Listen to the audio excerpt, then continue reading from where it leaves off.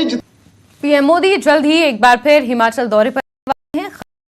13 अक्टूबर को पीएम मोदी का दौरा हो सकता है और वो इस दौरे के दौरान चंबा में 180 मेगावाट क्षमता के होली बाजौली पावर प्रोजेक्ट का लोकार्पण, 48 मेगावाट की चांजू 3 और 30 मेगावाट की देवठल चांजू परियोजना की आधारशिला भी रख सकते हैं। इस मौके पर चंबा के ऐतिहासिक चौगान मैदान में वो एक आम सभा को भी संबोधित कर सकते हैं। देश के प्रधानमंत्री नरेंद्र मोदी का एक बार फिर हिमाचल का दौरा तय हुआ है।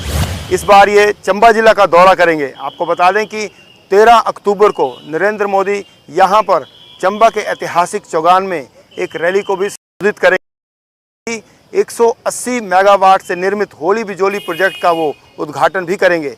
आपको बता दें कि उसके बाद वो चांजू में 2 परियोजनाओं का शिलान्यास भी करेंगे। चुनाव के इस दौर में नरेंद्र मोदी का एक अहम दौरा रहेगा और भाजपा को इसका कितना फायदा होगा ये तो आने वाला समय ही बताएगा। न्यूज़ 18 हिमाचल